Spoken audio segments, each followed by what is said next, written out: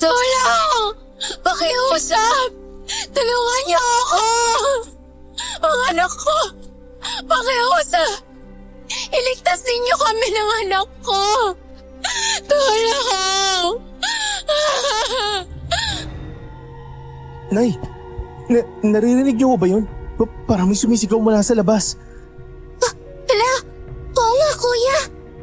Teka nga po, sisilipin ko muna sa bintana. Julia!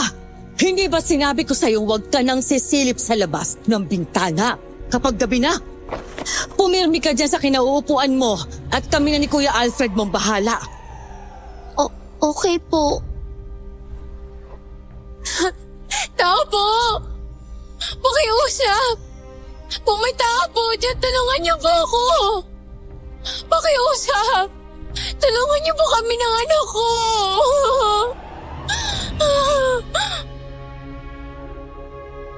Nagkatinginan kami ni Nanay Lina nang marinig na namin ng malinaw ang sinasabi ng babae. Iniabot naman sa akin ni Nanay ang itak at saka ako tinanguan. Pagkatapos ay mabilis akong lumapit sa pinto at binuksan yon para silipin ang babaeng nasa labas. Basang-basa ito ng ulan, pero ang kanyang mga damit ay puno ng puti. May dugo rin sa mga braso at tuhod niya na animoy ilang beses nang nadapa o sumabit sa mga matatalim na dahon at sanga. Nang makita ang nakakaawang itsura niya, ay kaagad ko siyang pinapasok. Kuya! Kuya! Pakiusap! Tulungan mo ako! Inahabol ako ng mga halimaw! Kung gusto nilang kunin ang anak ko eh! Ano ka mo? Halimaw? Diyos ko, Nay. Mukhang naglipanan na naman ng mga nilalang na yun dito sa baryo natin. Halika na muna rito sa loob. Basang-basa ka. Umupo ka muna rito at kukuha lang ako ng tuwalya. Nay, hihiram na rin po ako ng damit niyo sa aparador ha, para naman may maipasuot tayo sa kanya. Oo, sige. Halika rito, Iha. Umupo ka rito. Salamat po. Mabilis naman akong kumilos, saka kumuha ng tuwalya at damit. Nanginginig na kasi ang babae sa lamig at namumutla na rin siya. Naabutan ko naman siyang kinakausap ni Nanay, habang ang kapatid ko namang si Julia ay nasa gilid lang at nakatingin sa babae.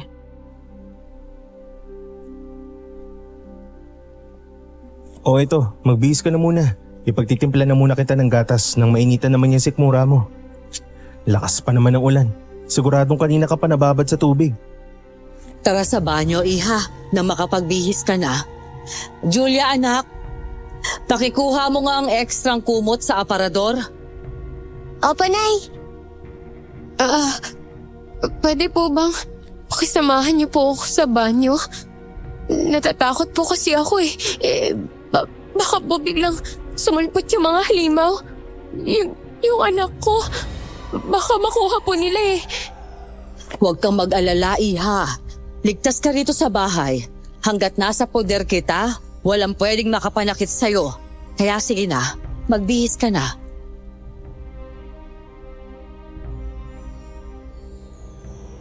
Pagkatapos namang makapagbihis at makainom ng gatas, ay pinagpahinga na muna namin siya. Ininit naman ni Nanay ang sabaw na natira sa ulam namin kanina, para naman makakain na rin ang babae. Habang naghihintay, ay hindi naman nakatiis si Julia, kaya kinausap niya ito. Ate, ano po pangalan niyo? Lucille. Lucille ang pangalan ko. Bakit po kayo hinahabol ng aswang? Julia, ano ka ba? Huwag kang maingay. Ha? Aswang? Wala yun, miss. Huwag mo nalang pansinin tong kapatid ko. Talagang may pagkamadaldal din to minsan eh.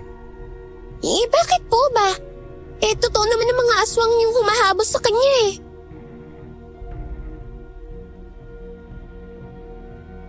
Napatampal na lang ako sa noo ko noon dahil sa sobrang kakulitan ng kapatid ko. Napaka-curious niya kasing bata, kaya talagang hindi kanya tatantanan hanggat hindi mo nasasagot ang mga tanong niya. Kaya naman, pasimple ko na lang siyang hinila papunta sa kusina. Saka doon siya pinagsabihan. Siya nga pala, Iha. Lucille ang pangalan mo, di ba? Opo. Doon ka na matulog sa kwarto namin ni Julia, ha? Kaso, pagpasensyahan mo na lang at sa sahig lang tayo matutulog. Wala kasi kaming papag dahil nakaangat naman ang sahig ng kwarto sa lupa. Tsaka wala rin kaming kutsyon. Tanging bandig lang ang meron kami. Kumot, tsaka unan. Naku, wala pong problema sa akin yun. Sa totoo nga po, nahihiya na nga po ako dahil naabala ko pa po kayo ng ganitong oras. Hay nako, wag mo nang isipin yon. Ang mahalaga, hindi ka nasaktan ng halimaw na sinasabi mo at hindi kayo napaano ng anak mo. Ang isipin mo, ang kaligtasan ng anak mo. Saka mo na isipin ang hiya dahil wala kang mapapala doon. Ako, maraming salamat po talaga, Aling. Nanay Lina na lang ang itawag mo sa akin. At ito naman ang anak ko, sina Alfred at Julia. Kung hindi mo naman mamasamain, nasan ba ang mga magulang mo? Wala na po akong nanay. Ang sabi ni tatay, hindi niya na raw po alam kung nasan si nanay. Tapos, isang araw, bigla na lang pong nag-iba si tatay. Parang hindi na siya yung tatay ko. Isang gabi po, nakita ko pong nagbago yung anyo niya. Nagigisang halimaw po siya. Tahan na, Iha. Pasensya ka na ha kung naitanong ko yun sa'yo. Siya, kalimutan mo na lang. Ang isipin mo na lang, ligtas ka na ngayon. Pwede po bang dito muna ako? Pakiusap po. Kahit hanggang sa may silang ko lang po tong anak ko. Sige, dumito ka hanggat gusto mo. Bukas ang tahanan namin para sa'yo. Ang dahilan kung bakit ayokong umalis sa puder ng nanay ko kahit pa 25 anyos na ako noon at may kakayanang buhayin ng kapatid ko ay dahil ipinaramdam sa amin ni nanay na hindi kami iba. Hindi niya kami itinuring na mga ampon. Kaya hanggat nabubuhay siya ay sinabi ko sa sarili kong hindi namin siya iiwan ni Julia. Hindi kasi siya maramot sa mga nangangailangan ng tulong at gusto kong tulungan siya na tumulong sa iba.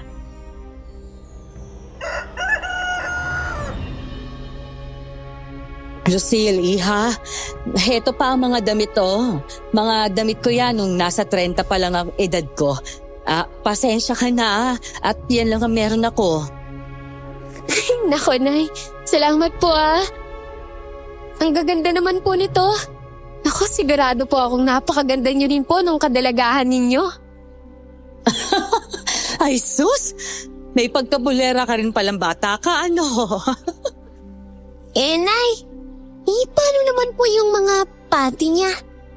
Hindi niyo po ba siya pahihiramin, Nay? Julia, ikaw talagang bata ka. Ang dami mo talagang alam. Oo nga naman. Siya, Alfred, iho, hindi ba't bababa ka naman ng bayan mamaya para mamili ng bigas at ulam na konsumo natin? Abay, maigi pang isama mo na lang itong si Lucille para makabili ng mga underwear niya. Nay, hindi po ba delikado para sa kanya na bumaba? Lalo na't may mga humahabol po sa kanya? Hindi yan. Teka, may uutos ako sa'yo, Alfred. Ano po yun, Nay? Puntahan mo si Caberting. Paggawan mo ng habak si Lucille para hindi siya malapitan ng mga aswang. Opo, Nay. Sige po. Mamaya kapag umalis na kayo, daanan niyo na lang siya para isahang lakad na lang.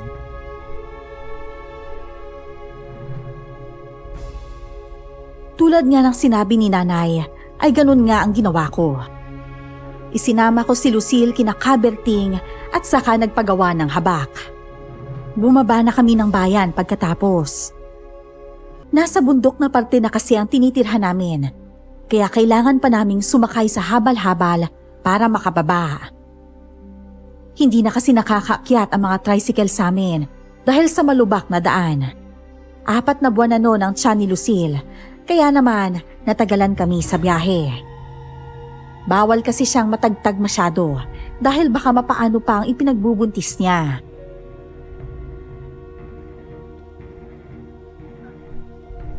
Tara, dun tayo sa bilihan ng mga damit. Sige. Ayos lang ba sa'yo kung iiwan na muna kita doon? Babalikan na lang kita pagkatapos kong bumili ng bigas sa kaulam. Para hindi tayo masyadong matagalan at makauwi na kaagad tayo pagkatapos. Ano ka ba? Oo naman, no? Hindi mo naman ako kailangang samahan dahil underwears lang naman ang bibilhin ko. At saka hindi naman tayo mag-asawa At mas lalong hindi rin kita boyfriend, no? Kaya walang kaso kahit naiwanan mo ako rito. Basta, babalikan mo ako ha? Siyempre naman no. Ako ang maiyari kay nanay kapag iniwan kita rito. Siya, sige na. Bumili ka na doon. Dito na lang muna ako sa loob.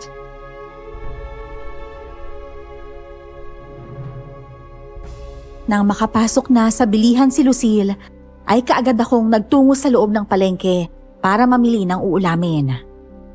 Pagkatapos ay sa bigasan naman ako dumiretso. Pero habang pumipili ako ay napalingon ako nang may magtanong sa akin na isang lalaki. May hawak itong papel at naroon ang picture ni Lucille. Dahil mukhang kahina-hinala ang lalaki ay hindi ko sinabi sa kanya ang totoo. Nang makaalis naman siya ay dali-dali naman akong pumunta sa bilihan para puntahan si Lucille. Mabuti nga at saktong kalalabas pa lang din niya, kaya naman kaagad ko siyang hinatak papunta sa sakayan.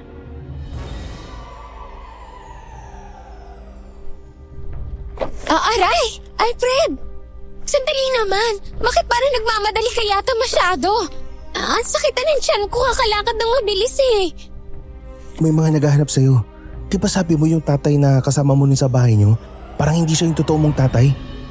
Ngayon, ipinapahanap ka nila. Parang may reward pa nga yata sa mga makakakita sa'yo Kaya tara na, bilisan mo bago pa may makapansin sa'yo.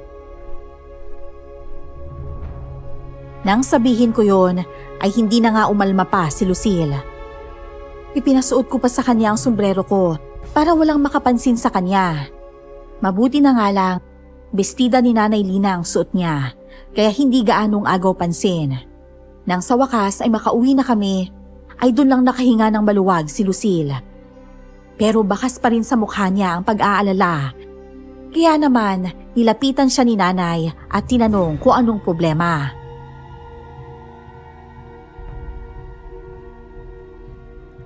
Lucille, iha?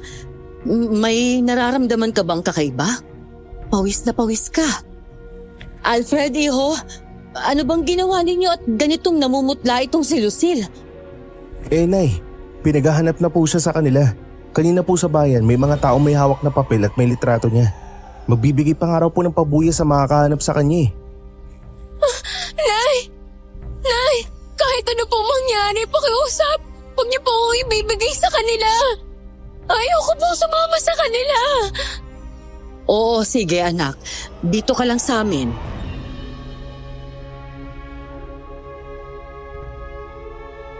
Niyakap ni Nanay ang naluluha ng si Lucille. Ako naman, ikinuha ko siya ng tubig.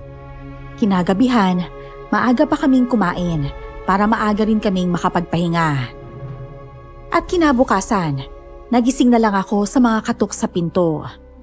Kaagad naman ako napalabas ng kwarto at hinanap si Nanay.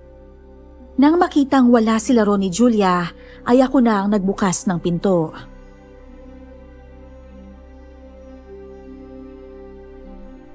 Tao po! Tao po! Sandali lang. Magandang araw.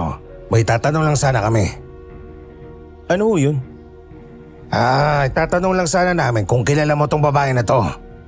Patingin nga ho. Hindi ho Bakit ho? Kasi kailangan may balik ang babae na to sa mental hospital. Tumakas kasi yan kaya pinahanap ng tatay niya. Ano ho? Ibig sabihin wala sa tamang pag-iisip yung babaeng hinahanap nyo? Paano naman po niya nagawang makatakas sa inyo? Yung mga ganyan ho sana, hindi nyo pinababayaan. Baka ho kasi makasakit ng ibang tao eh. Mga inutil kasi itong mga tagabantay niya eh. Kaya nakatakas bago pa man namin maisakay sa mobil. Pero talaga bang hindi mo siya nakita rito? Baka napadaan o ano? Oho, wala ho talaga akong nakitang babae na ganyan na mukha. Liblib na ho kasi to eh. Baka ho dun sa baba, magtanong-tanong lang kayo dun.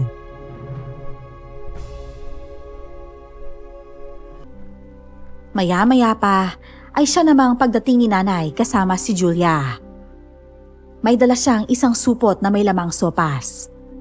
Nang makita niya naman ang mga lalaki, ay kaagad na napakunot ang noo niya at saka tiningnan isa-isa ang mga lalaki. Ang 2 sa 3 mga lalaki ay mukhang mga tanod.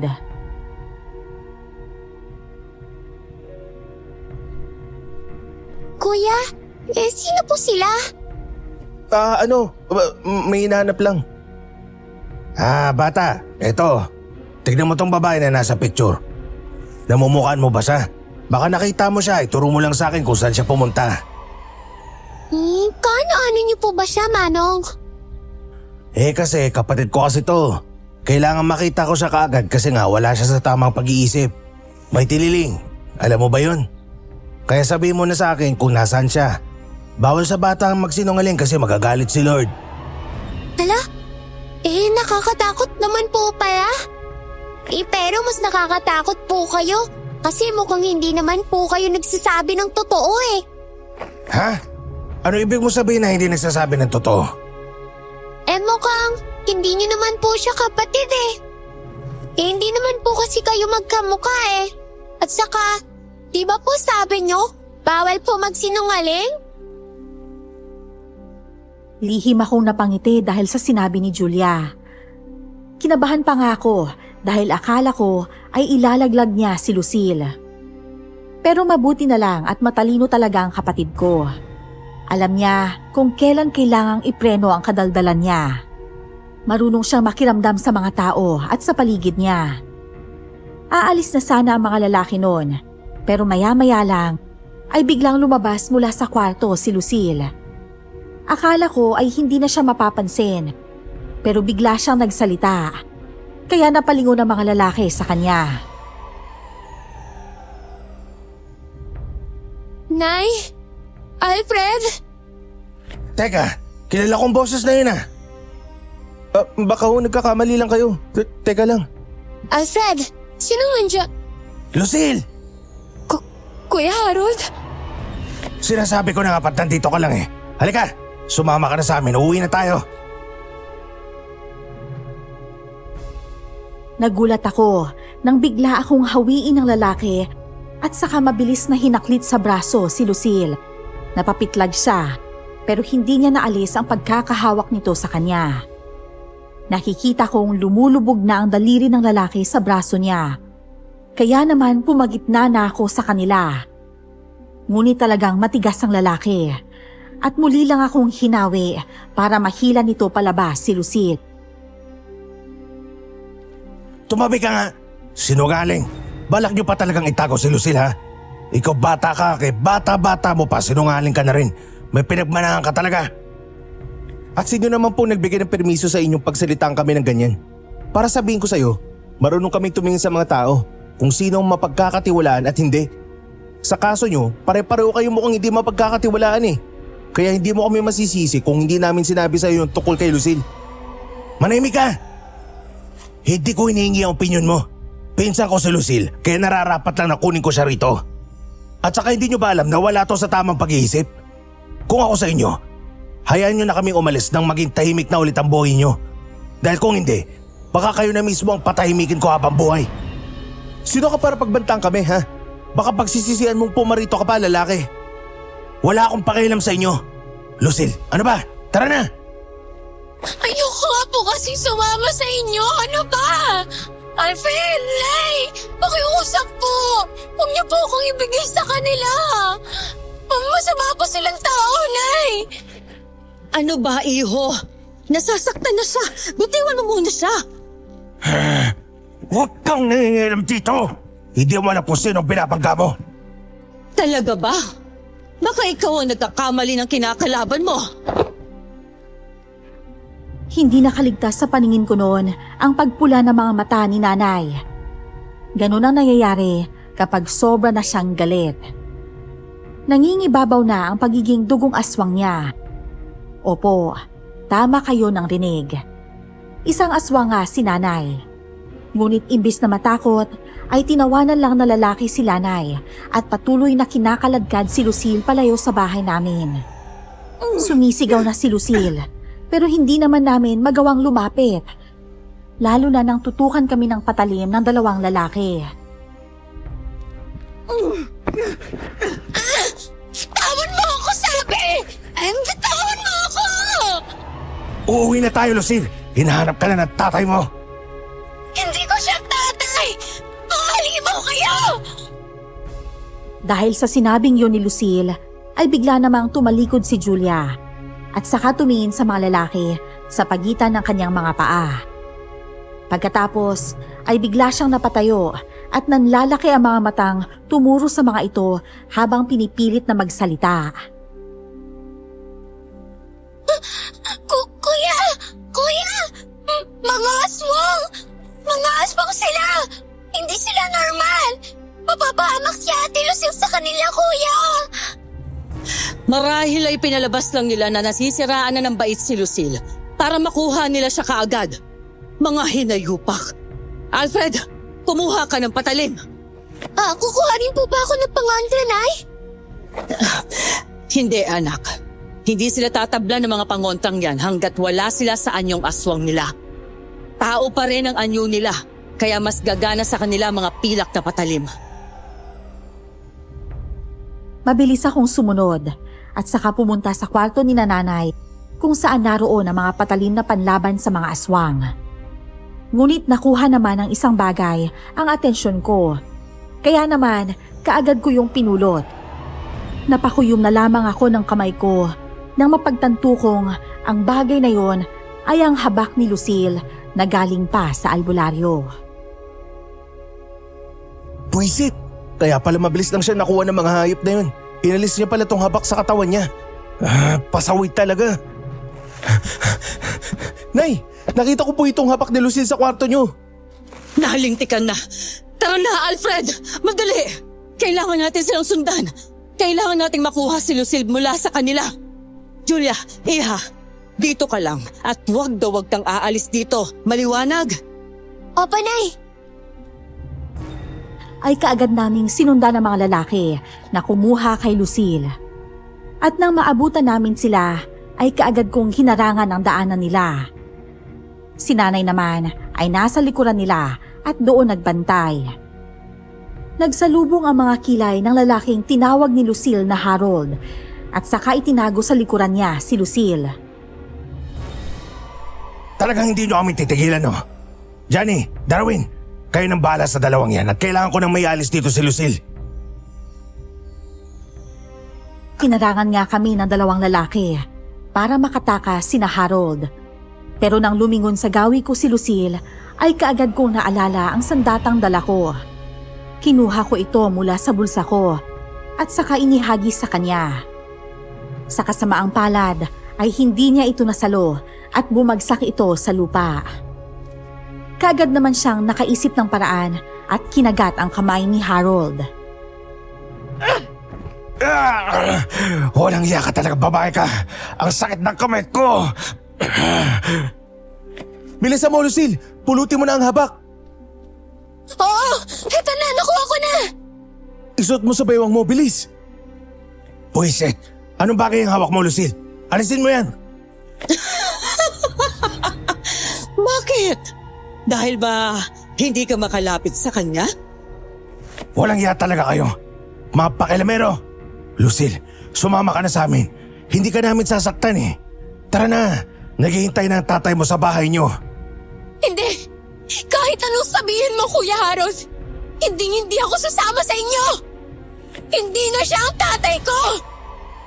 Nag-iba na siya! Hindi na siya yun! Kaya hindi na rin ako uuwi! Wala nang nagawa pa sina Harold nang maglakad na pabalik ng bahay si Lucille. Kami naman ni Nanay ay nakaharang lang at hinintay silang umalis. Umigting ang panga ni Harold at malutong na napamura bago tuluyang umalis. Nang mawala na sila sa paningin namin, ay doon na ako nakahinga ng maluwag. Buti naman umalis na sila. Huwag kang pakampante, anak. Sigurado akong babalik pa yung mga yan dito para subuking kunin ulit si Lucille. Mga halang talaga mga kaluluwa nila. Pati buhay ng bata pagdidiskitaan nila. Ganyan talaga mga nilalang ng dilim. Wala silang awa. Wala silang patawad. Tara na, umuwi na tayo at nang makakain na. Chuck, malamig na yung sopas na binili namin ni Julia kanina. Iinitin ko na lang. Bago sumapit ang dilim, ay naghanda na kami ng mga pangontra para sa mga aswang. Tulad kasi ng sabi ni Nanay, ay huwag kaming magpakampante, kaya kailangang paghandaan na ng maaga ang pagsalakay na maaaring gawin ng mga aswang. Buong gabi kaming gising ni Nanay, habang si Lucille at Julia naman ay mahimbing nang natutulog. Hindi ko na namalaya noon kung anong oras na ako hinila ng antok. Ngunit pagising ko ay mataas na ang sikat ng araw.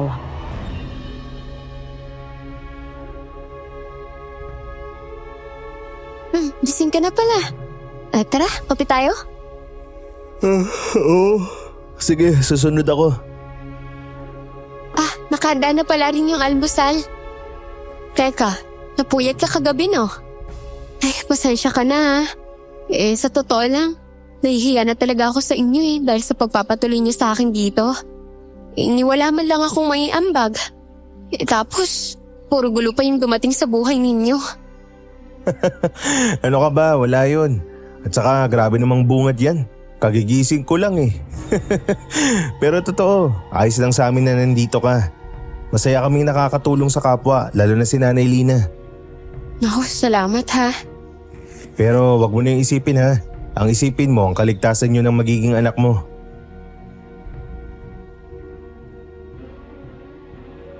Lumipas ang ilang araw at walang Harold o mga alipores niya ang dumating. Naging tahimik ang buhay namin noon hanggang sumapit ang 7 buwan ng pagbubuntis ni Lucille. Hindi pa rin kami nakampante noon. Araw-araw ay naghahanda kami ng mga pangontra at mga sandatang gagamitin namin sakaling umatake nga ang mga aswang. Sigurado akong napagtanto nilang magsasayang lang sila ng lakas kung susugod sila rito sa atin. Malamang, papahinugin na muna nila ang sanggol bago pitasin. Grabe naman yan, Nay. Parang prutas ang napipitasin ah. Ganun talaga. Siya, Julia anak, pakitawag mo na nga si Ate Lucille mo at nang makakain na tayo. Opa, Nay!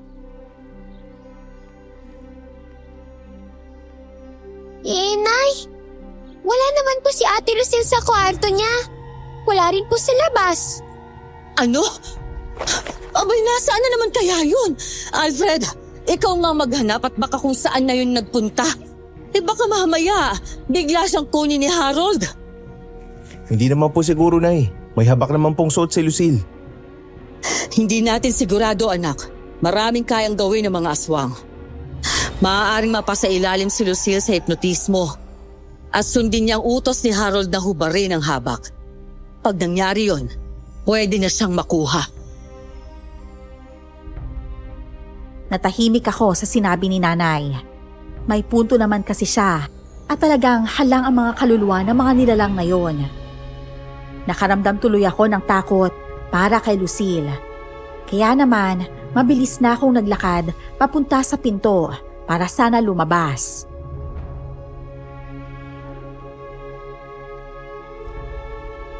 Nay! Kuya! Nandiyan na pala si ate! Oh, ba't ganyan naman ang mukha ninyo? May nangyari ba? Ay, wala naman anak. Nag-alala lang kami sa'yo. Saan ka ba kasi galing ha? Doon lang po. Naghahanap po kasi ako ng mangga eh. Kaso, mataas naman po yung bunga. Hindi ko po naabot. Kaya nagpahinga na lang po muna ako sa ilalim bago po ako umuwi. Ganun ba? Sa susunod, ayain mo si Alfred para naman may aakyat sa puno. Nakakahiya naman pong mang-istorbo sa inyo, Nay. Kaya't hanggat kaya ko pong gawin, ako na lang po ang gagawa. Anak, hindi ka istorbo sa amin. Pamilya tayo rito, kaya wag mong isipin yan, ha? Opo, Nay. Siya, tara na dito at nang makakain na tayo. Busog pa po ako, Nay. Mamaya na lang po ako siguro. Busog? Ano bang kinain mo kanina? Tinapay lang naman ang kinain mo nung nag-almusal ah. May naglalako po kasi ng kakanin kanina. Parang nagreklamo po ata yung tiyan ko. Gusto yata po nito kumain ng kakanin eh. Kaso wala naman po akong pera. Kaya binigyan na lang po ako nung matanda. Ano ka mo? Binigyan ka? Abay Lucille, iha. Hindi ka dapat basta-bastang tumatanggap ng kung ano-ano. Lalo na sa mga hindi mo kilala. Hindi tayo sigurado kung malinis ba ang pagkakagawa sa kakanin na yon. Naku, salamat po sa pag-aalala, Nay ah. Pero maayos naman po ang pakiramdam ko. Sigurado po akong safe po akong kainin yung kakanin. Masarap nga po siya eh. Eto, may natira pa po ako. Sige, ilagay mo lang dyan sa lamesa, anak. Sige po, Nay. Magpapahinga na po muna ako ah. Parang nakaramdam po kasi ako ng antok eh. O siya, sige. Ipaghahanda na lang kita mamaya ng merienda mo.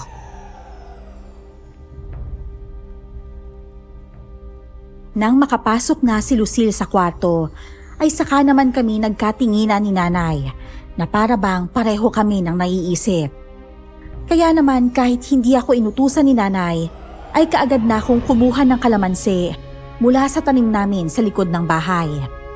Hiniwa ko ang mga ito pagkatapos, saka ipiniga sa kakaning dala ni Lucille. At ganun na lamang ang panghihilakbot namin ni Nanay nang makitang nag-iba ang itsura noon.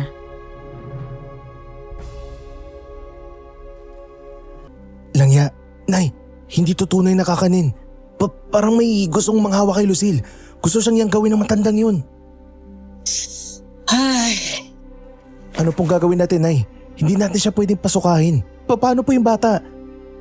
marami pang ibang opsyon para alisin ang yanggaw sa kanya nang hindi pinapasuka o pinipiga ang tiyan niya. Yon ang susubukan natin. Pero Nay, hindi naman po kayo albularyo. May alam ako, Alfred. Kaya sundin mo na lang ako. Kumuha ka ng mga halamang gamot na pakukuluan natin para ihalo sa pampaligo niya. Habang naliligo siya, magsasagawa ako ng ritual para maalis ang yanggaw.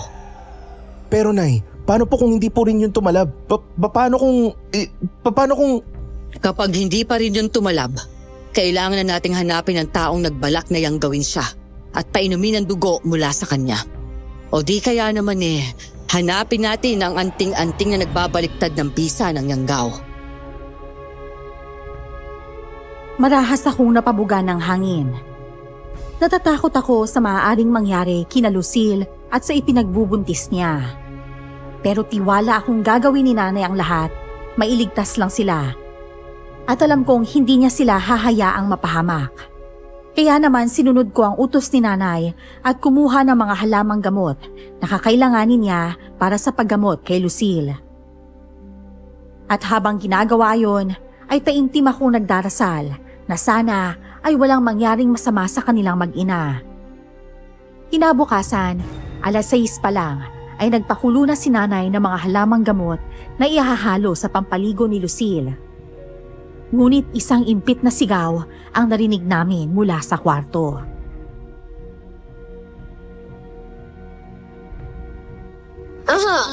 Nay! Nay! Ang sakit po ng tiyan ko! Sobra! Ito na nga bang sinasabi ko Alfred, iho, puntahan mo muna si Lucille doon at malapit na to. Dalhin mo siya rito. Madali ka! Opo, Nay. Lucille! Lucille! Halika, doon tayo sa sala. Bubuhatin na kita ha. Aray! Ang sakit talaga, Alfred! Parang may humahalukay sa kalamnan ko. Tapos, ang init na pakiramdam ko. Para akong nasusunog mula sa loob. Kalma ka lang, Lucille. Gumagawa na kami ni nanay ng paraan para gamutin ka. Anong ibig mo sabihin? Yung matandang nagtinda sa'yo ng kakaninong nakaraan, maarang hindi talaga siya tindero. Malakas ang kutob namin, isa yung aswang at bala kanyang yang gawin. Hindi makapagsalita si Lucille dahil sa sinabi kong yon. Nang mailapag ko siya sa kawayang bangko, ay walang imik lang siyang nakatitig sa akin na para bang nag-iisip pa kung ano ang sasabihin. Marahil ay hindi niya rin inaasahang marinig ang mga bagay na yon mula sa akin.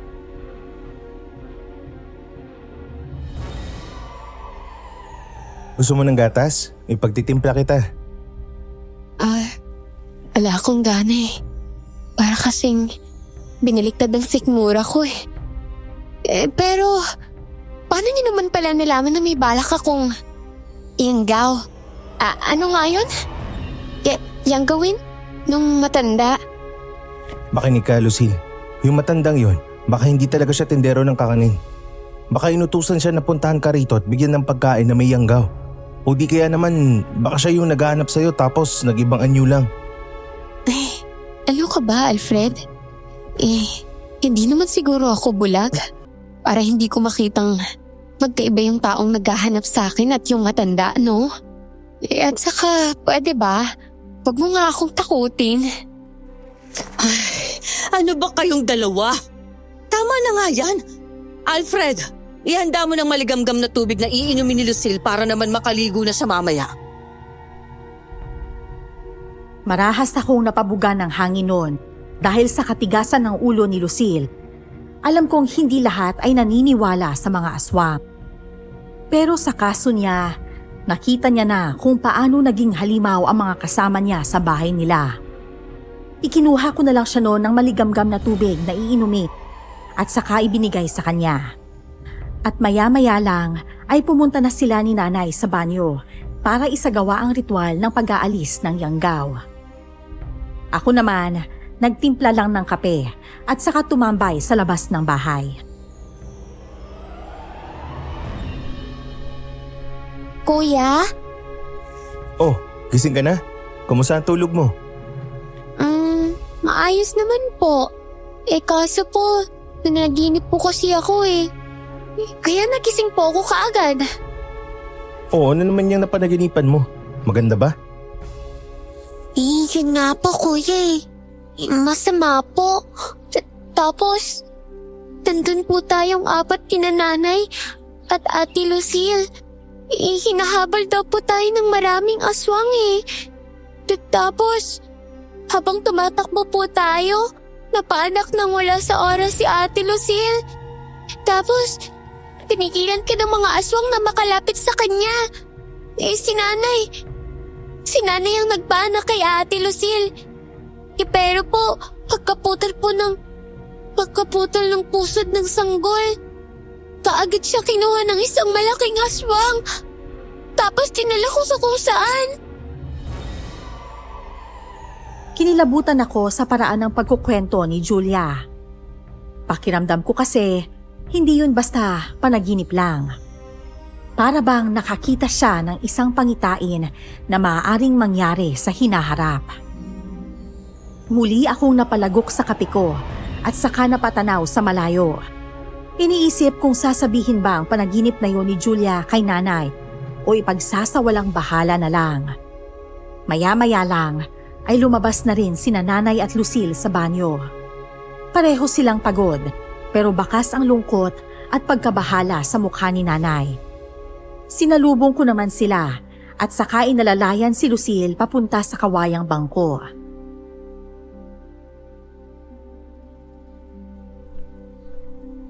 Ano nay? Nagawa niyo bang mapalabas ang yanggaw sa katawan ni Lucille? Hindi. Malakas ang kapit ng yanggaw sa sistema niya. At tiyak kong nagsisimula na itong lumukob sa pagkatao ni Lucille. Kung ganun, mukhang kailangan na po talaga nating hanapin ang anting na makakapagbaliktad sa bisa ng Yanggaw. Oo, Alfred. Wala na tayong ibang paraan. Kung hindi natin makukuha ang anting-anting na yon bago sumapit ang kabilugan ng buwan, tuluyan na magiging kasangkapan ng dilim si Lucille. Hindi po ko naniniwala, Nay. Pero dahil sa sinabi ninyo at nasa bingit na ng kapahamakan ng buhay ng anak ko, susundin ko ang kahit anong sasabihin ninyo. Gagawin ko po ang lahat para maligtas ang anak ko. Mabuti naman kung ganun. Dahil kung paiiralin mo yung katigasan ng ulo mo, buhayin yung dalawa ng anak mo ang malalagay sa panganib. Naku ate, huwag ka pong mag-alala. Hindi nila makukuha ang baby mo. Ikaw na muna ang bahala kay Lucille, Alfred. Pupunta lang ako sa silong. Kukunin ko lumang mapa ng gubat kung saan nakalibing ang anting-anting. May mapa po kayo ng gubat? Oo. Itinago ko yon para hindi ko makalimutan kung saan ko banda inilibing ang anting-anting. Nay, kung hindi po ako gumaling, kung tuluyan akong lamunin ng Yanggaw, Huwag mong sabihin yan, anak. Hindi ako papayag na magtagumpay sila sa binabalak nila sa anyo ng anak mo.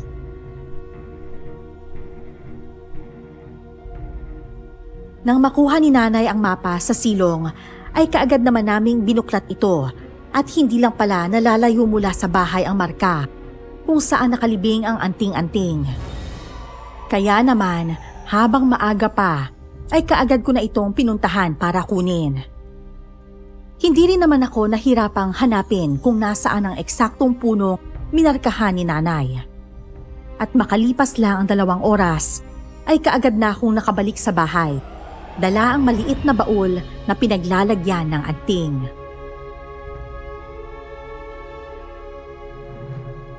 Nay, nakuha ko na po ang anting. Mabuti. Mamayang hating gabi, sisikat na ang kabilugan ng buwan. Sigurado akong mamayang gabi, kikilos na ang mga aswang para kunin siya. Kaya kailangan na nating maagapan ang Yanggaw bago pa sumapit ang hating gabi. Opo, Nay. Sabihin niyo lang po kung anong dapat kong gawin. Gagawin ko agad para makapaghanda na tayo sa gagawing ritual mamayang gabi. Inutusan ako ni nanay na kumuha ng mga dahon ng sambong at kakawate. At bandang 6:00 naman ng gabi, ay kaagad akong naglatag ng proteksyon sa buong bahay. Hinugasan ni nanay ang mga dahon at saka ito pinakuluan. At habang hinihintay yung kumulo, ay kaagad niya namang inilabas mula sa maliit na baul ang anting-anting. Lucille, iha, hihingi ako ng dugo mo, ha? Kailangan kasing maipahid ito sa anting-anting bago ilagay sa sabaw ng sambong at kakawete na iinumin mo. Pero huwag ka mag-alala. Kaunti lang naman. Ilang patak lang ang kailangan natin para magawa natin ang sabaw na gagamitin sa ritual ng pagbabalik ng Yanggaw sa nagbigay nito. sige po. Gawin niyo po yung kung anong nararapat. Nang tanguan ako ni nanay, ay kaagad ko namang kinuha ang isang karayom at saka yun pinadaan sa apoy. Pagkatapos ay hinugasan ko yun ng alkohol para siguradong hindi maiinpeksyon si Lucille. Huminga naman siya ng malalim nang kunin na ang hinduturo niya at iamba roon ang karayom.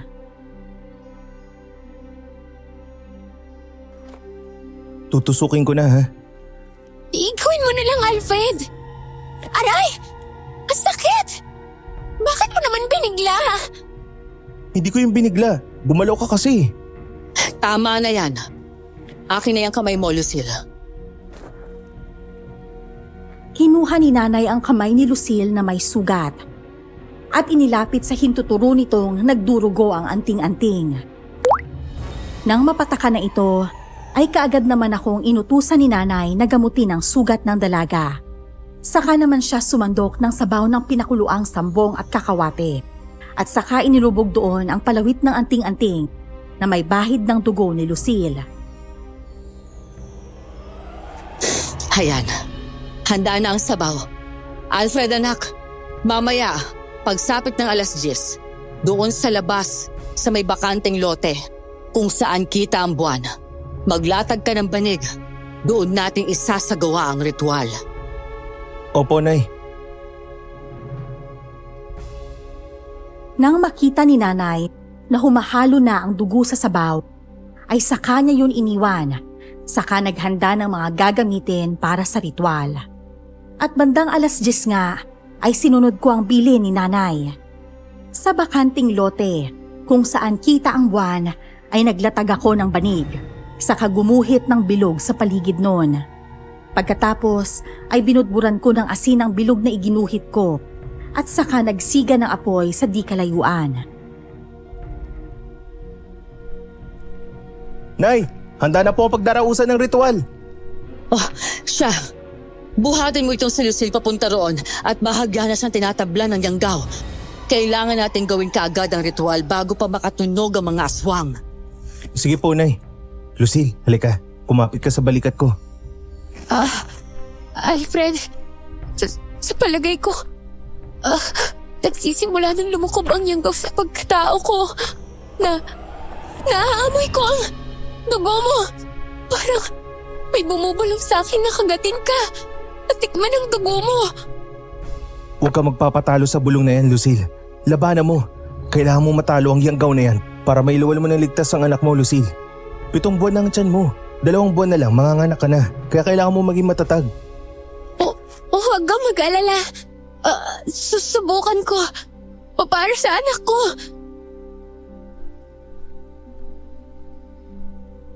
Umiigting ang pangakong binuhat si Lucille papunta sa bakanteng lote. Pagkatapos ay pinaupo ko siya ron sa banig. Kita ko kung paano mag-iba ang kulay ng mga mata niya habang nasisinagan ito ng apoy. Handa na ang lahat. Alfred, Julia, pagitnaan ninyo si Lucille at hawakan ninyo ng mabuti ang kamay niya. Opo, Nay. Huwag ka po mag-alala, Ate Lucille. Gagaling ka. Hindi ka po namin ibibigay sa mga aswang. Salamat, Julia. Pagsapit ng alas 11, ay saka na sinimula ni nanay ang ritual. Bumigas siya ng orasyon habang unti-unting sumisikat ang bilog na buwan. Habang nagpapatuloy sa pag-usal si nanay, ay siya namang paghigpit ng hawak ni Lucille sa kamay namin ni Julia. Bahagya pang nanginginig ang katawan niya na para bang may iniinda siya sa loob niya.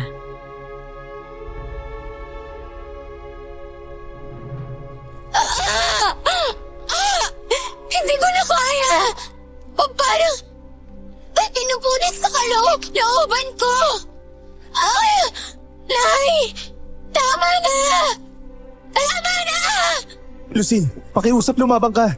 Kailangan mo labanan yan. Isipin mo na lang ang anak mo. Kaya mo yan. Konting tiis na lang. Ate, kumalma ka po. Huwag ka magpapadala sa halimaw na nasa loob mo. Palabasin mo po siya. Nang sa wakas ay natapos na si nanay sa pag-oorasyon, ay sa kanya pinainom kay Lucille ang sabaw na may halamang gamot at anting-anting na may bahid ng sarili niyang dugo.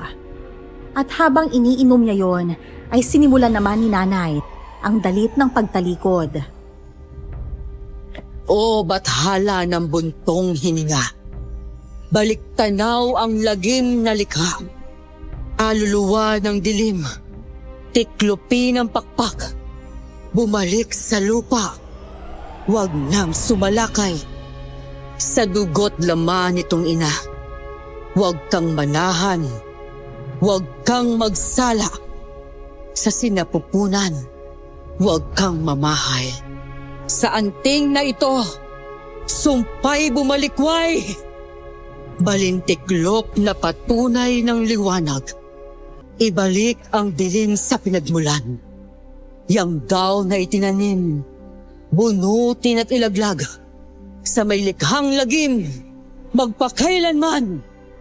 Mabuhay ang anak, matulog ang dilim.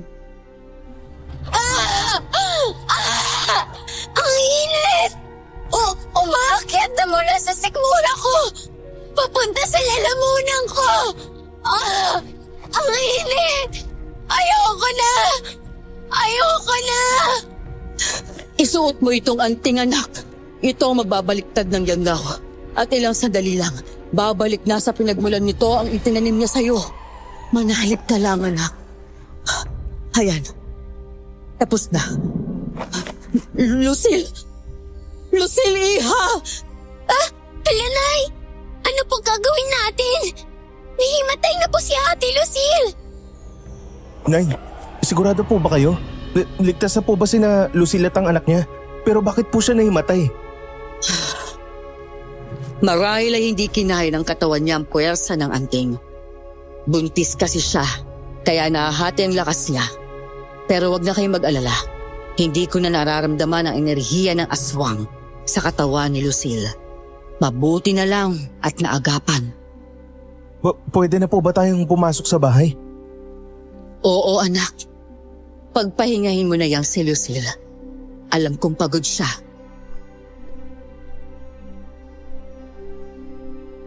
Mabuti na lang, nang gabing yon ay walang sumugod na mga aswang sa amin.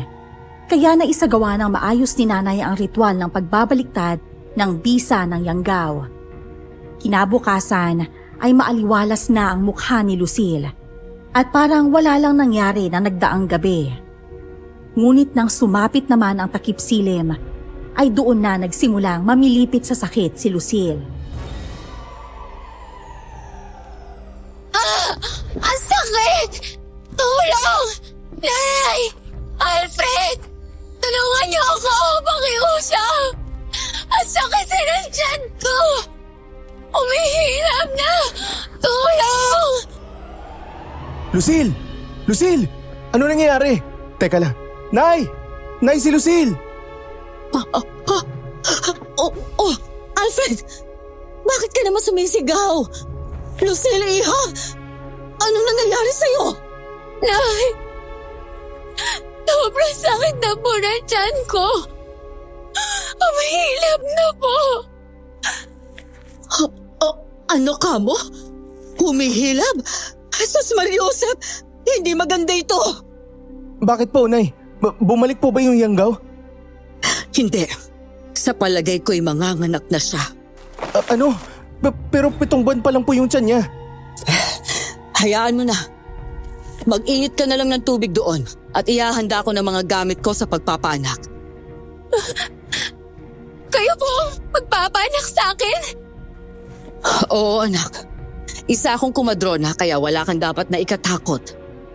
Nay, baka po kung ano po lumabas sa akin eh. Baka po hindi normal. Pakinggan mo ako, anak. Tao ang anak mo. Anak mo yun. At hindi yan kukunin ng dilim habang hawak pa kita. Mag-iinit na po ako ng tubig, Nay. Kukuha na rin ako ng malinis na lampin at kumot. Oo, Alfred. Dalhin mo na rin ang puting tela na nasa aparador. Julia! Halika rito, iha. Ikaw ang mag-aabot ng mga gamit kay nanay kapag nagsimula na akong paanakin ang ate mo, ha? Apo, Nay. Dito lang po ako. Nang makapagsalang na ako ng tubig sa kalan, ay kaagad ko namang kinuha ang mga telang gagamitin ni nanay. Pagkatapos ay nagsaboy din ako ng mga pangontra sa paligid dahil sigurado akong maaamoy ng mga kalaban ng sanggol. At hindi nga ako nagkamali. Hindi pa man nagsisimula sa pag-ire si Lucille ay nakaabang na ang mga halimaw sa labas. Nagkukubli sila sa mga puno na animoy nag-aabang ng biktima.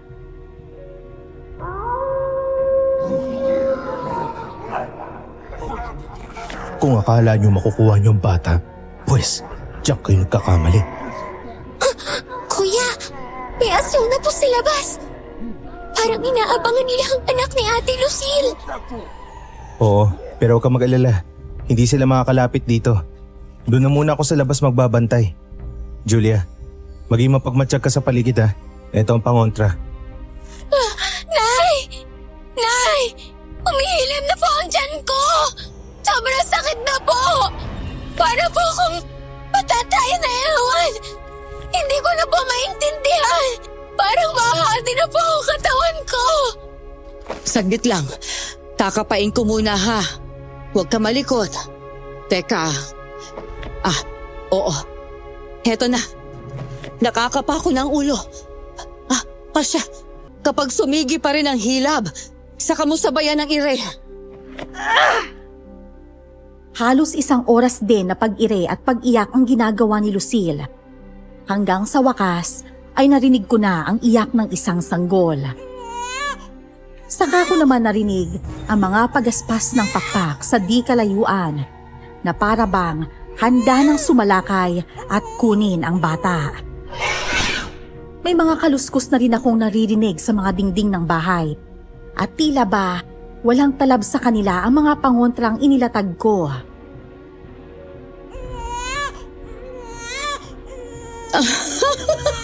Isang sanggol na lalaki ang anak mo, Lucille. Isang malusog na sanggol na lalaki. Abay, hindi halatang 7 buwan pa lang itong anak mo.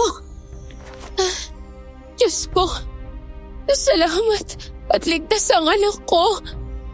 Pwede ko po ba siyang hawakan, Nay?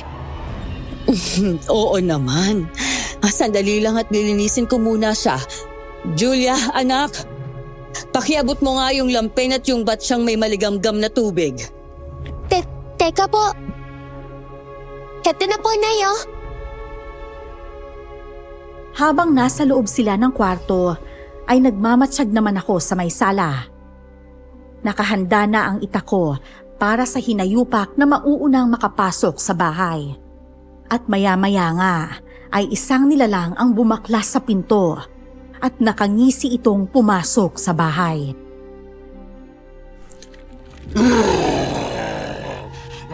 Apat ang lakas din ng loob mong inayupak ka, no? Pues, harapin mo ako. Apat at tapang mo rin talaga lalaki ka, no? Akala mo ba natatakot ako sa'yo? Isa ka lang namang hamak na tao at ang mga katulad mo ginagawa lang naming pagkain. Huwag kang pakampanteng, hayop ka. Dahil sisiguraduhin ko sa yung sa atin dalawa, ikaw ang magiging pagkain ko. Aba, at ngayon ako nakarinig na tao na kumakain ng aswang. Ibang klase ka talaga. Pero sige, dahil matapang ka, pagbibigyan kita dyan sa kahibangan mo. Nagsimula nang sumugod ang aswang, pero bago pa man siya makalapit sa akin, ay sinalubong ko na siya at saka inambahan ng itak. Mabilis naman siyang umiwas at saka ako inambahan ng kalmot. Naabot niya ako sa braso, kaya naman napasigaw ako sa sakit. Puisit! Ang hapdi!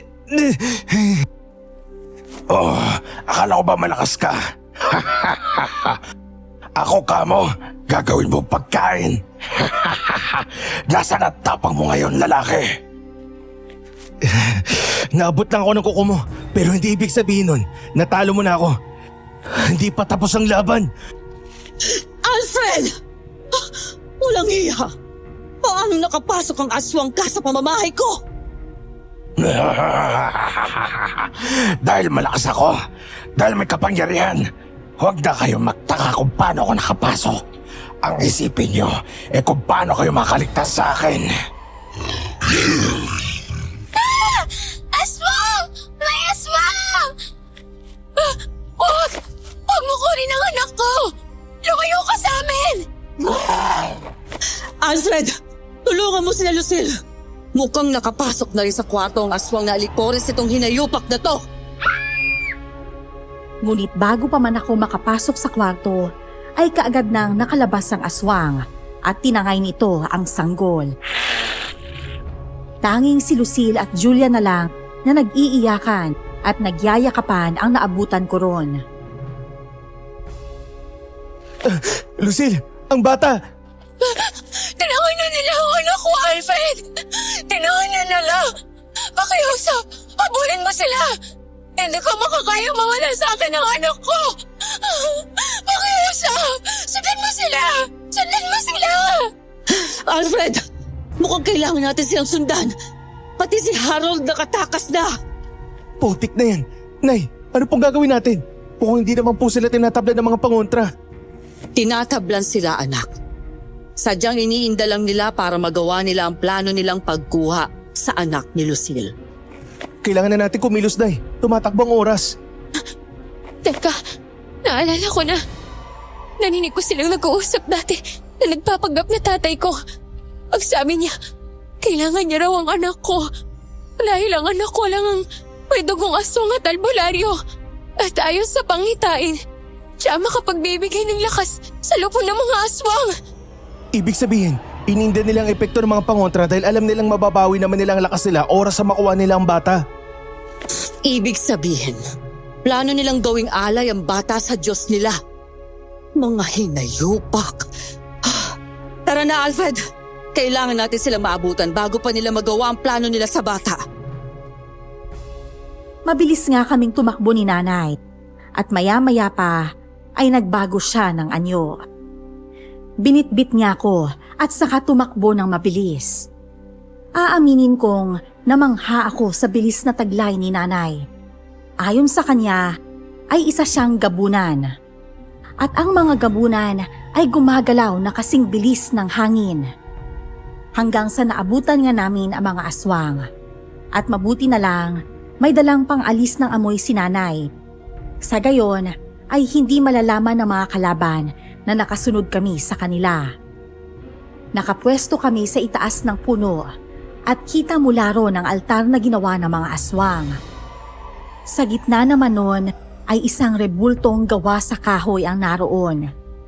Sa harap naman ng altar ay naroon ang lupo ng mga aswang na nasa anyong tao pa lang. Masama ito. Nakahanda na palang lahat para sa gagawin nilang ritual.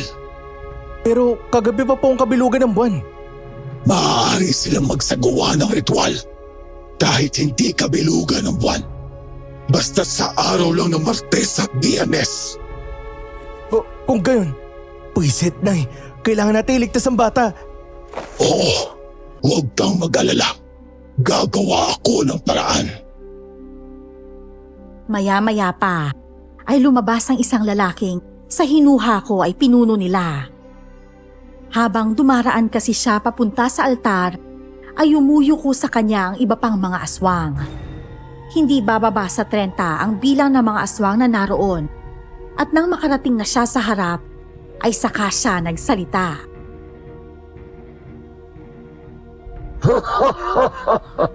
Kayo tumatig na ng panahon at nasa kamay ko na ang alay sa wakas. Magagawa na natin ang ritual. Harold, akin na ang bata. Ito na po, Mala Pinuno. Ay, napakagandang pakinggan ang iyak ng batang ito. Shhh! Huwag ka mag-alala. Hindi magtatagal ay magiging payapa ka na.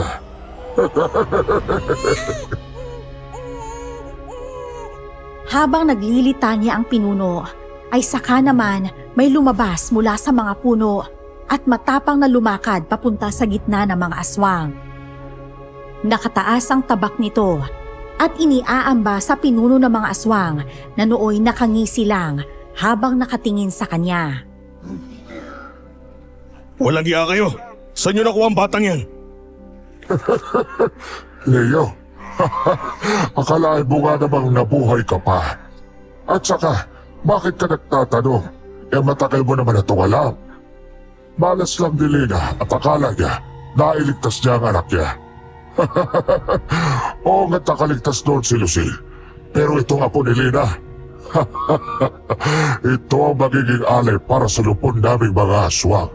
Ang dugo ng batang ito ang magbibigay sa amin ng lakas at walang hanggang buhay. Ano raw? Nay, sino po yung linang tinutukoy ng pinuno nila? Hindi naman po siguro kayo yun, di ba? Marami naman pong tao ang may pangalang Lina sa baryo. Si Leo. Siya pinag-iwanan ko sa anak ko noon. Ano po? Ibig sabihin ikaw po talaga yung linang yun? At anak mo si Lucille? Ibig sabihin, siya yung kapitan sa kabilang barangay? Ganun na nga, anak.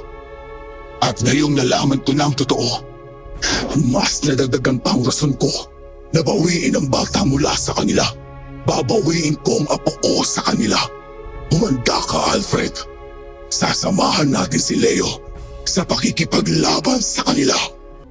Opo, Nay. Nakahanda na po ako. Mabilis na bumaba si nanay habang bitbit pa rin ako. At lumapag siya sa mismong likuran ng lalaking tinatawag nilang Leo. Kita ko ang pagkagulat sa mukha ng pinunong aswang at ng mga kampon niya nang makita si nanay. Ngunit kaagad din naman siyang nakabawi at saka napangisi. Maging si Mang Leo ay natigilan nang mapalingon sa amin.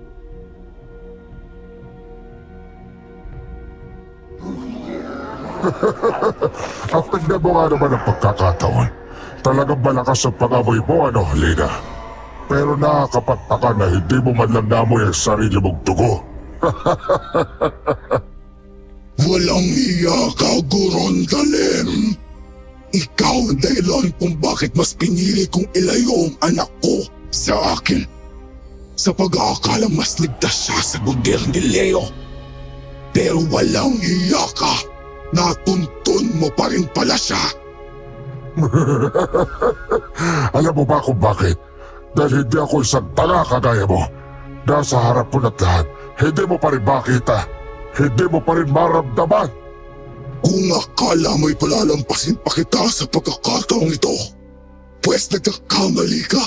Papatayin kita at babawiin ko ang apo ko mula sa iyong hayop ka. Yun ay kung magagawa mo. Mga kasama, lusubit sila. Kung gusto nyo, pagpestahan nyo sila. Pagpakabusog kayo dahil maya-maya lang ay sasagawa na natin ang ritual ng pag-aalay. Lina, patawarin mo ko. Hindi ko nagawang protektahan si Lucille mula sa kanila. Mamaya mo na isipin, Leo. Ang mahalaga ngayon, mailigtas natin ang anak ni Lucille. Nagsimula nang umalulong ang mga aso at kasabay noon ay ang pagbabagong anyo ng mga aswang. Naging mga mabalasik na nilalang sila na may maitim na mga balat at buhaghag na mga buhok. Tumaba rin ang kanilang mga pangil at kuko. Talikuran kaming nakipagbuno sa mga aswang. At dahil nga malakas at mabilis si nanay, ay hindi siya nahirapang harapin ang mga ordinaryong aswang. Kami naman ni Mang Leo ay magkasangga habang nakikipaglaban sa kanila. Nakakalmot kami at nagagalusan, pero iniinda lang namin yon. Mas matibay ang paninindigan naming mailigtas ang bata kahit pa ang kapalit ay ang buhay namin. Alam ko namang hindi rin papayag si nanay na matalo siya at may iaalay ng tuluyan ng mga aswang ang bata sa sinasamba nilang rebulto. Putik! Ang sakit ng likod ko! Diyos ko, iyo. Ang laki ng galos mo sa likuran. Kayo ninyo, ang dami niyong sugat. Wala pa to kumpara sa mararanasan ng sanggol na yon. Oras ang magtagumpay sina Gorondalim sa binabalak nila. Hindi po ako papayag. Karapatan ng sanggol na yon na mabuhay at maranasan magkaroon ng payapang buhay. Kahit anong mangyayari, ibabalik ko siya sa nanay niya. Ibabalik ko siya kay Lucille. Iho, sa likod mo! Bago pa man ako makalmot ng aswang, ay kaagad na akong nakailag at maagap ko siyang nataga sa leeg. Mas nag-alab pa ang kagustuhan kong mailigtas ang bata. Kaya naman, kahit duguan, ay patuloy lang ako sa pakikipaglaban. Carol, malapit na maghating gabi. Halika, tulungan mo ko rito at kailangan na natin ihanda ang alay. Masasunod mo, Pinuno! Kinuha ni Harold ang bata at saka naman ito kumuha ng kwintas na gawa sa mga kalansay. Bumigas siya ng orasyon at saka yun ipinasuot sa bata. Iyak nang iyak ang bata at wala akong magawa kundi magmasid lang dahil parang walang kapaguran at walang katapusan ng mga aswang na sumasalakay sa amin ni Mang Leo. Walang hiya. Parang hindi naubos ang mga to. Alfred, kailangan mo makaalis dyan at makalapit kina Gorondalim. Gamitin mo ang pangontrang ibinigay ko sa'yo. Gamit yan, mapipilitang magbago man niyo ang mga aswang at bumalik sa anyong taong nila. Oo nga pala, munti ko na makalimutan na nasa bulsa ko palang pinulbos na ako nito. Kaagad kong kinuha sa bulsa ng puruntong ko ang maliit na lagayan ng ako nito. Pagkatapos ay binuksan ko ito at saka dumakot para isaboy sa mga aswang na sumusugod sa amin ni Mang Leo.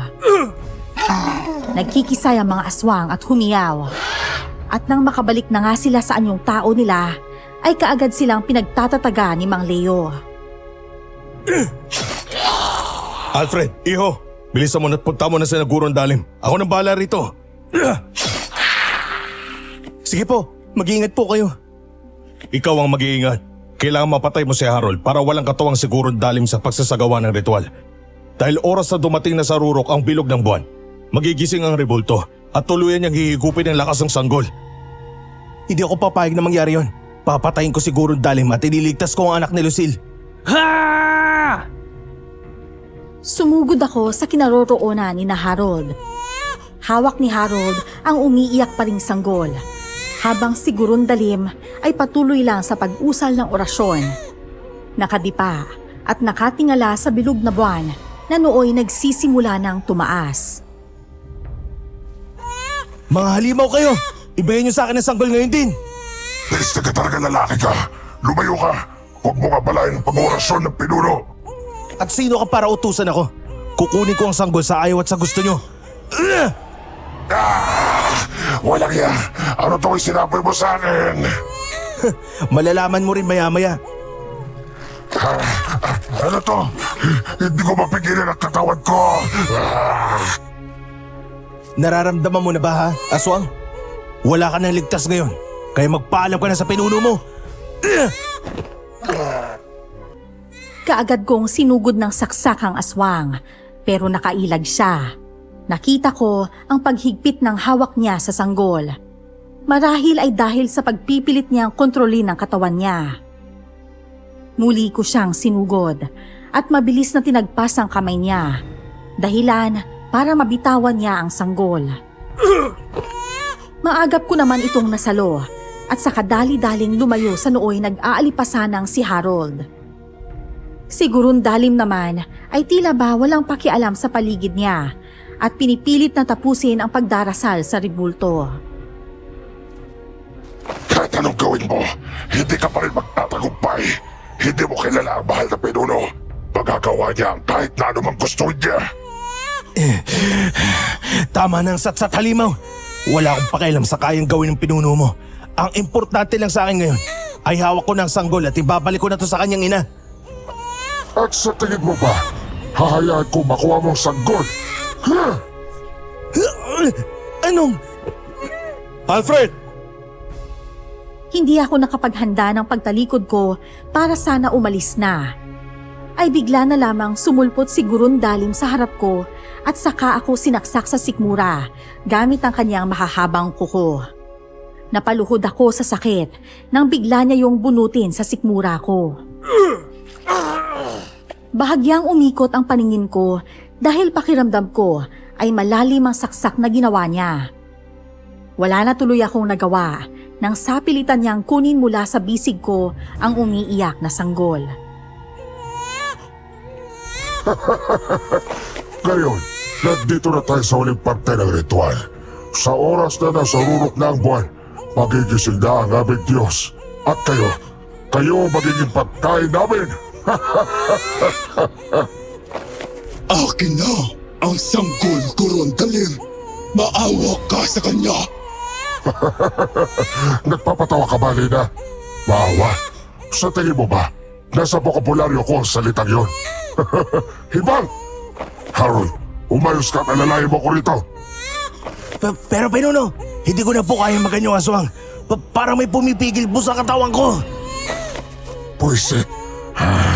Dahil yan sa katangahan mo, hawakan mo na lang itong sanggol. Sabi ng akin ng bata. Hindi ka pa talaga titigil, ha?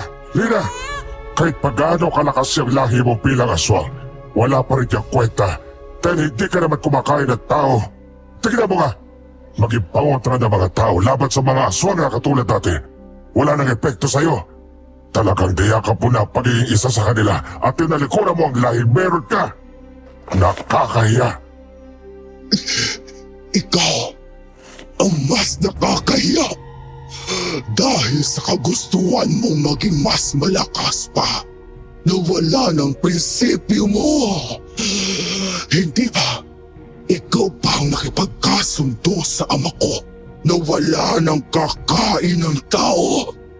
Pero no, ikaw ngayon, itong hayok na hayok sa laman at dugo ng tao. Hindi mo pa rin ba naiintindihan kung bakit? Ginawa ko yun para manghina ang lahi mo. Para sa amin na lahat mapupunta ang pagkain at wala na kaming magiging kahati. At dahil mahina na ang tatay mo, madali ko na lang siyang napatay. Kaya ako na ngayon ang pinuno ng lahat ng uri ng aswang. Wala kang kasing sama, Gurdalim. At nagsalita ang mabuti. Ipokrito! Alam naman natin na hindi ka kasi buti tulad ng iniisip ng mga tao sa'yo. Oo, aminado kung hindi ako kasing buti kaya ng iniisip nila. Pero nagsusumikap akong gampanan ng tungkulin ko. Eh ikaw, isa kang halimaw na gahaman. Ikinulong mo pa talaga ako sa isang tagong lugar para magpanggap ka na kapitan ng barangay namin. Para ano? Para magawa mo ang pakay mo sa anak ni Lucille? Lahat gagawin ko para sa kapangyarihan, Leo. Sino bang ayaw na maging mas malakas? Pero swerte mo lang at nakaalis ka sa lugar na pinagkulungan ko sa'yo. Pero hanggang dito na lang ang swerte mo dahil tatapusin ko nito ngayon din.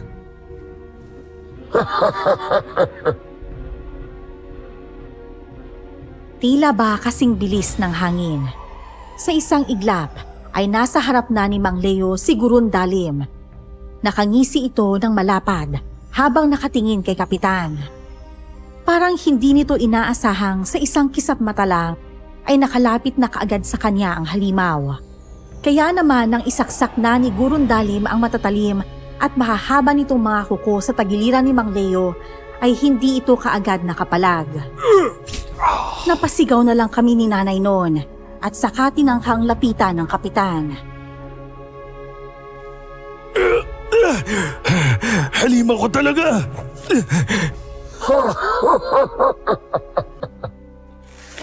Mang Leo! Hindi! Leo!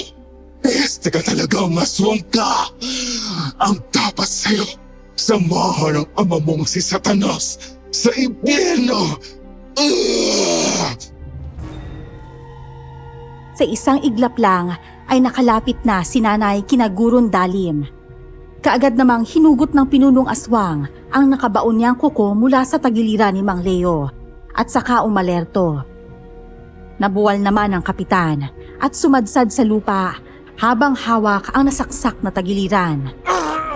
Si Nanay naman ay kaagad na umatake sa pinuno at nagpambuno silang dalawa.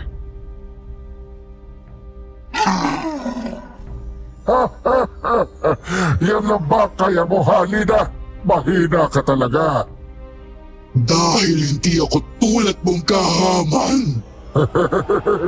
Sige lang, ipagpatuloy mo lang ang pagkampi mo sa kanila at sinisigurado ko sa'yo. Walang ya. O ano, Gurundalim, hindi mo inaasahan ang ataking yun ano? Masyado ka kasing kampante. Peste ka, lalaki ka. Titirisin talaga kita. Galit na galit si Gurundalim dahil sa ginawa kong pagpuslit sa likuran niya. Masyado kasi siyang tutok sa pagsalag sa mga atake ni Nanay na hindi niya na naramdaman ang paglapit ko sa gawin nila. Maging si Harold ay nakatingin lang at para bang unti-unti nang nanghihina. Kita ko ang paghihirap niya sa paghinga habang pilit na nilalabanan ang ulirat niya. Marahil ay epekto sa kanya nang pinulbos na ako nito na inorasyonan ni Nanay. Harold, Padali! Kunin mo ang suot na kwintas ng sanggol at sugatan mo ang talampakan niya gamit yan. Kapag nabahiran na ng dugo ng sanggol ang kwintas, ay saka mo ipasuot sa rebulto. Bilisan mo at nasarurok na ang bilog ng buwan. Masusunod po, Pinuno! Huwag! Wala ka na magagawa, iho. Huli ka na! Mga alagad ko, halina kayo at salubungin ang pagdating ng ating Diyos. Mangyayari na ang pagbabasbas at lahat tayo makakatikim ng kantimpalang kapangyarihan.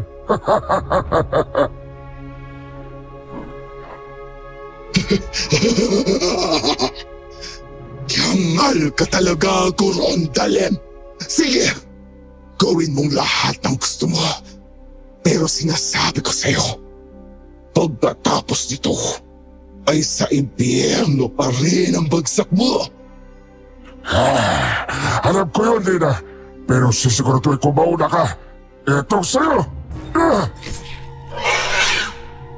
Nagsimula na namang magpambuno sina Gurundalim at si Nanay. Ngunit kaagad ding nabawi ang pansin ko ng ribulto dahil tila ba umilaw ng pula ang mga mata nito. Pagkatapos ay dumaloy ang dugong nasa kwintas papunta sa dibdib ng ribulto at pagkatapos ay biglang yumanig ang lupa. Natigilan ang lahat at maya-maya lang isa-isang pinuntirya ng liwanag mula sa ribulto ang mga aswang. Nagkikikisay ang mga ito sa lupa. Ha? Ano nangyayari? Bakit nagkakaganito ang mga alagad ko? Pinuno! Mukhang nabaliktad ang epekto ng ritual. Hindi ka pangyarihan ng hatid ng sanggol kundi kamatayan. O ano, Gurondalem? Masaya ka ba sa resulta ng ginawa mo? Sinabi ko naman sa'yo, sa impyerno na ang bagsak mo. Nay, ano pong nangyayari? Dahil sa pabaliktad na yanggaw na ginawa natin kay Lucille, nabaliktad na rin ang bisa ng sumpa. Sa halip, nakapangyarihan ang mata mo nila. Kamatayan ng dulot ng dugong alay sa Diyos nila. Pinuno! Pinuno, tulong! Parang ako natutunaw! Albert, madali ka! Kunin mo ang sanggol mula sa kanya! Tinangkapan ni Gurundalim na unahan ako sa pagkuha ng sanggol mula kay Harold, pero pinigilan siya ni Nanay. Muli silang nagpambuno habang ako naman kinuha ang pagkakataong yon para kunin ang sanggol. Iyak pa rin ang iyak ang sanggol. Tumutulo pa rin ang dugo sa talampakan niya. Kaya naman, hinubad ko ang damit ko at saka yun itinali sa paa niya. Naaawa ako sa sanggol. Dahil bukod sa siguradong gutom na ito, ay alam kong masakit din ang sugat niya. Nang bumaling naman ako kina Nanay, nakita kong si Gurundalim naman ang pinupuntirya ng pulang liwanag na nagmumula sa ribulto.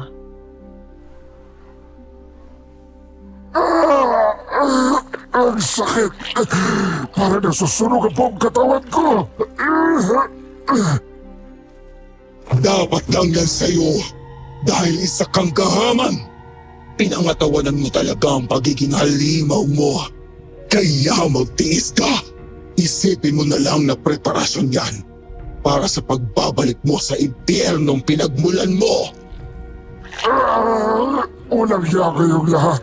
Sisiguraduhin kong babalik ako at dadalhin ko kayo lahat sa impyerno. Doon tayo lahat magtutos. Tandaan niyo yan!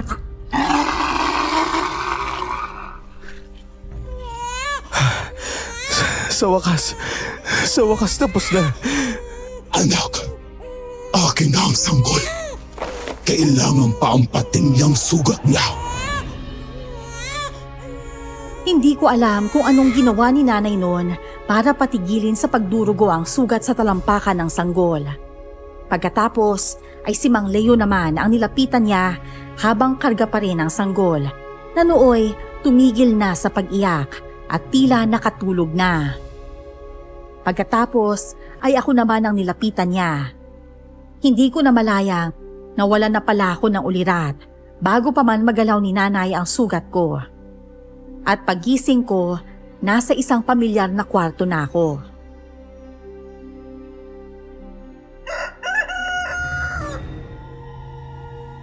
Kuya, gising ka na! Nay!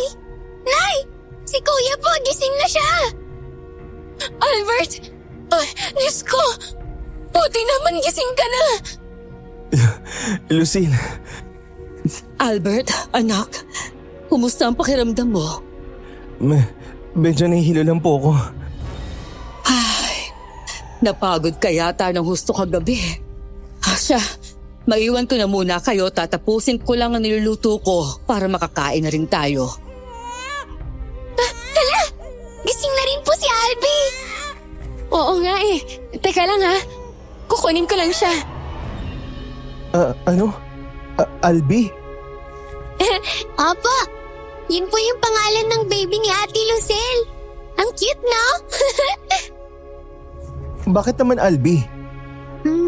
Ewan ko po kay Ate Lucille. Ang sabi niya po sa akin, Neil Albi daw po ang naisip niyang pangalan. Yung Neil po, kinuha niya po yan sa pinagsamang pangalan ni na Kapitan Leo at saka Nanay Lina. Tapos yung Albi naman po, pangalan mo. Bakit naman nasama pa ako dyan? Bakit? Ayaw mo ba? Di sige. Iibahin ko na lang. Hala, ito naman tampo na kaagad. Nagtataka lang naman ako Kasi kung hindi dahil sa inyo, hindi ko alam kung maibabalik pa tong anak ko kaya bilang pasasalamat, ipinangalan ko siya sa inyo. Sa ganoong paraan, maaalala namin ang kabutihang nagawa niyo para sa amin.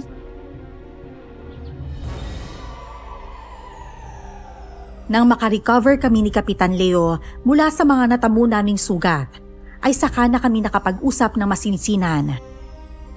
Ayon sa kanya, ikinulong siya ni Harold para magamit ni Gurong Dalim ang itsura niya. Sa ganoong paraan ay mas makakalapit siya kay Lucille nang walang sagabal at makukuha niya ang anak nito. Pero dahil nga matalino si Lucille, ay nalaman din niyang hindi nga si Kapitan ang kasama niya, kundi isang halimaw. Saka ko rin nalaman na malapit na magkaibigan pala sina Nanay at Kapitan Leo dati. Ipinaliwanag na rin ni Kapitan kay Lucille na si Nanay ang tunay nitong ina at isang tao ang ama nito.